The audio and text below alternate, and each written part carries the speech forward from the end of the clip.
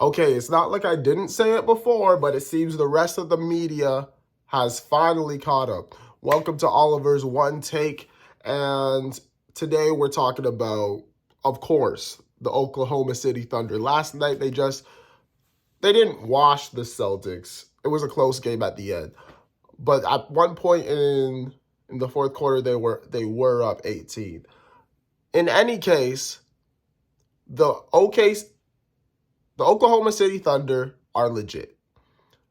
In my opinion, I've been saying this all year. At the beginning of the year, I had said, okay, or the beginning of the season, I was just like, I think OKC will finish in the top 5 seeds in the West. And I didn't even expect them to be this good. They're currently 1 game out of first place in the West. They beat Denver twice. That last time they blew them out. They beat the Clippers. They were the ones who snapped the Clippers 9-game winning streak. And now they've bested the Celtics. It's been a long time coming for Thunder fans. I'm not necessarily a Thunder fan, but the Thunder are one of my favorite teams for the past 2 or 3 years. So you can say that, I don't want to say I've been there from the beginning, but, In any case, I'm really happy to see where the Thunder are. Shea is looking like an MVP candidate, which I've been saying, probably in the top 2 now. You could debate, and really top 3, you can debate between Shea, Embiid, and Luka. Those are really the top 3 locks right now. And I'm really comfortable putting Shea in that third or second spot. And then you look at maybe the most improved player of the league in J-Dub or Jalen Williams. He's averaging up to 18 points now, and he can really play from 2 to 4. He's very versatile. He has a great handle of the basketball. His shooting touch is nice. And he's just a dog, He really wants it. And you can see it every time he's on the floor, especially when he pushes the pace in transition or when he's just driving to the hoop in general. And then, of course, you can't forget Chet, perhaps the rookie of the year.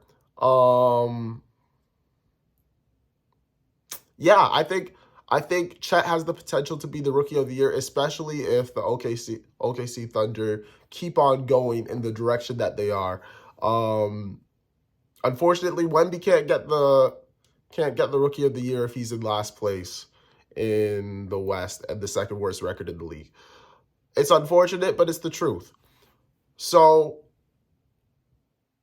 and let's not forget the rest of the OKC team. You got Lou Dort, who's defending at a high level, and I believe he's shooting 44% from 3. So an iconic, not iconic, but a staple of the OKC team and pretty much the definition of an elite 3-and-D player.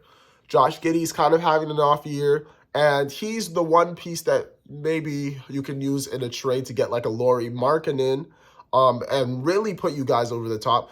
But I suspect that Sam Presti may just keep the team as is because they're performing at such a high level and they're just going to get better as they grow together. You don't really want another piece to throw into the mix when everyone's kind of figuring it out this year. So we can look at the end. So my guess is that they keep it the same. They keep the roster the same, even though the media is putting out, who does OKC need to trade for in order to be in contention? They're already in contention. We can see that they're one of the top 2 teams in the West, and maybe when it comes down to the playoffs, they may be a top 3 team. I don't think the Kings are going to beat them. I don't think the Mavs are going to beat them in a 7-game series. I don't think the Lakers are going to beat them in a 7-game series. The only teams that I really worry about with OKC in the West is the Clippers and the Nuggets, because they both have the experience, they both have the veterans, and they both have the depth. The Lakers don't have the depth. Luka is a one-man show. The Suns are barely in the top 8. I think they just made it. And don't get me started about Golden State.